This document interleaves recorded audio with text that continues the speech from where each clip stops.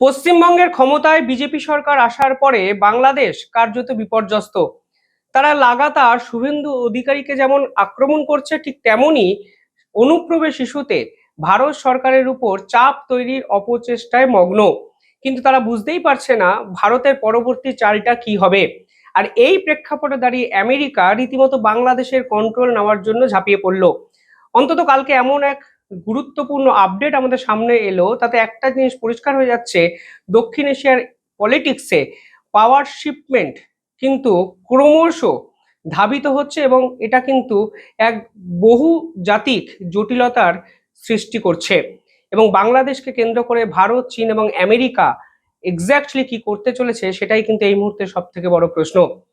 কালকে যে তথ্য আমাদের সামনে এসছে সেখানে বলা হচ্ছে যে এই মুহূর্তে দাঁড়িয়ে আমেরিকা চাইছে বাংলাদেশের সঙ্গে একাধিক গুরুত্বপূর্ণ ডিল কমপ্লিট করতে।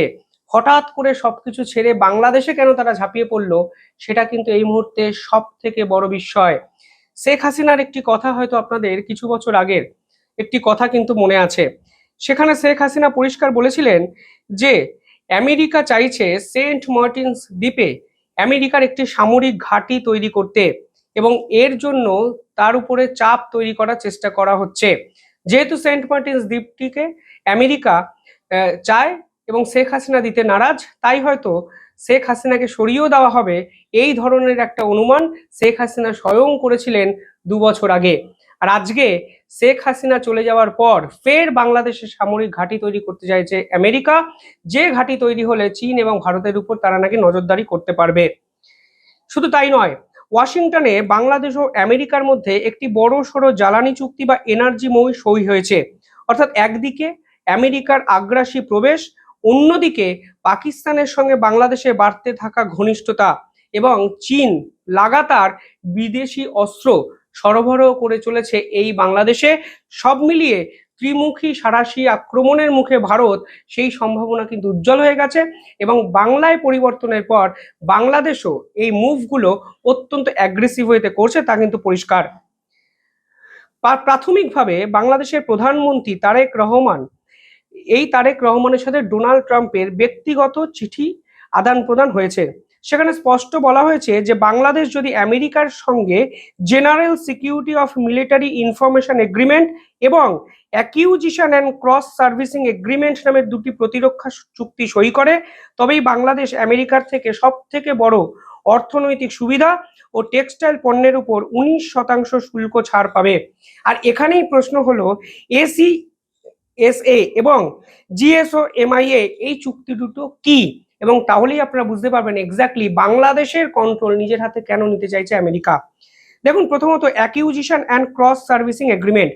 এই চুক্তি সই হলে মার্কিন নৌসেনাদের যুদ্ধজাহাজ এবং বিমানগুলো বাংলাদেশের বন্দর ও বিমানবন্দর ব্যবহার করতে পারবে। তারা সেখানে রিফিউলিং করতে পারবে, মেনটেনেন্স করতে পারবে এবং সেখান থেকে একাধিক জায়গায় তাদের প্রয়োজনীয় জিনিস কিন্তু সরবরাহ করতে পারবে।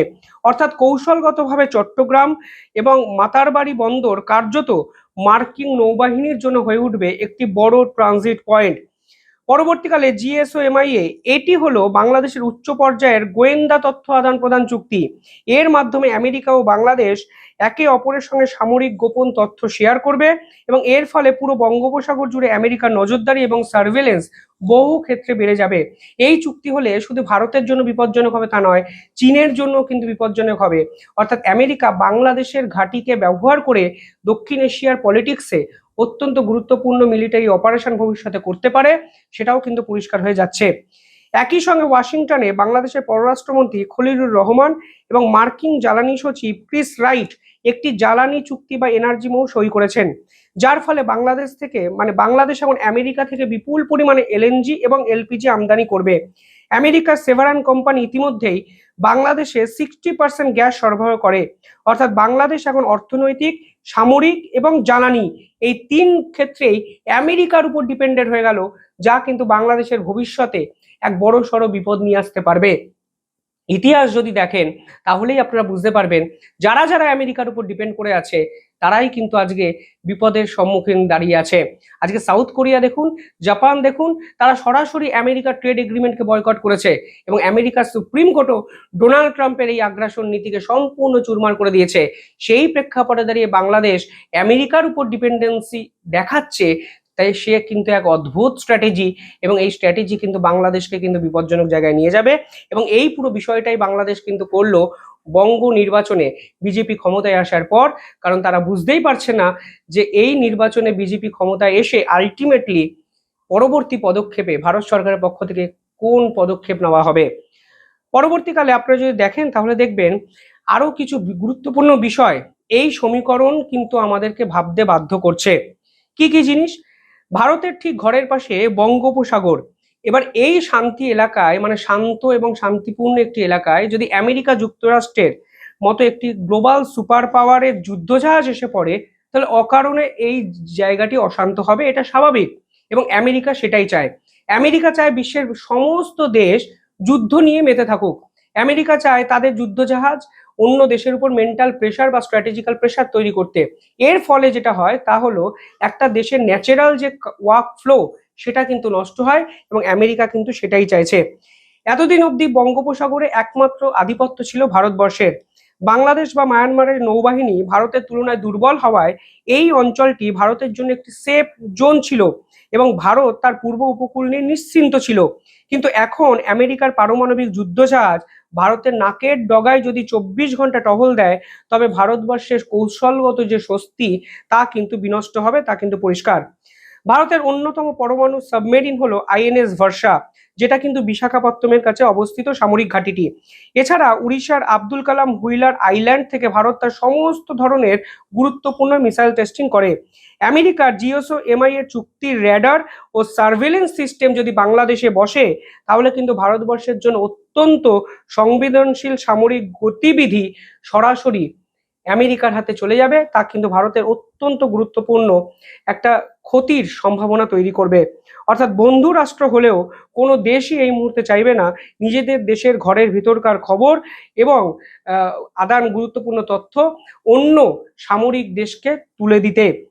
এই প্রেক্ষাপটে দাঁড়িয়ে চীনও কিন্তু অত্যন্ত গুরুত্বপূর্ণ একটা ভূমিকা বাংলাদেশে কিন্তু নিতে চলেছে, যা কিন্তু ভারতের জন্য কনসার্নিং। বাংলাদেশ অলরেডি চীনের প্রভাবে রীতিমতো বিপর্যস্ত। বাংলাদেশ প্রায় 70% অস্ত্র চীন থেকে সরবরাহ করে। কক্সবাজারে চীনের সহায়তায় বনৌজি শেখ হাসিনা সাবমেরিন ঘাঁটি তৈরি হয়েছে। এখন একই সমুদ্র সীমায় যদি একদিকে চীন এবং অন্যদিকে আমেরিকা তাদের যুদ্ধজাহাজ নিয়ে মুখোমুখি দাঁড়ায়, তবে বঙ্গোপসাগরে একটি বৈশ্বিক যুদ্ধ পরিস্থিতি তৈরি হবে, যা আমেরিকা চাইছে। কারণ এশিয়া এখন অব্দি শান্ত, আমেরিকা কোনো না কোনোভাবে চীনের সঙ্গে রেষারেষি করতে গিয়ে এই বঙ্গোপসাগর কেন্দ্রিক অঞ্চলে এক যুদ্ধ সম্ভাবনা তৈরি করবে, যার এফেক্ট কিন্তু ভারতে সরাসরি পড়বে। বাংলাদেশের বর্তমান রাজনৈতিক সমীকরণে আইএসআই এবং কট্টরপন্থী ইসলামবাদী যে দলগুলো আছে তাদেরও কিন্তু প্রভাব ইতিমধ্যেই বেড়েছে, যারা একাধিক ক্ষেত্রে চিকেন স্নেক, শিলিগুড়ি করিডর, উত্তর পূর্ব ভারতকে নিয়ে লাগাতার হুমকি তৈরি করছে।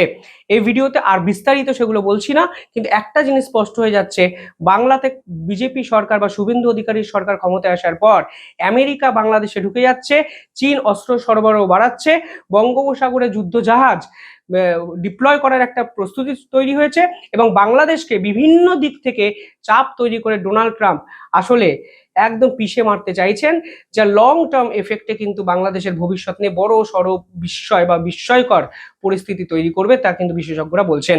আপনারা কিভাবে দেখছেন কমেন্টে জানাবেন। দেখতে থাকুন দ্য ইন্ডিপেন্ডেন্ট বেঙ্গল। ধন্যবাদ।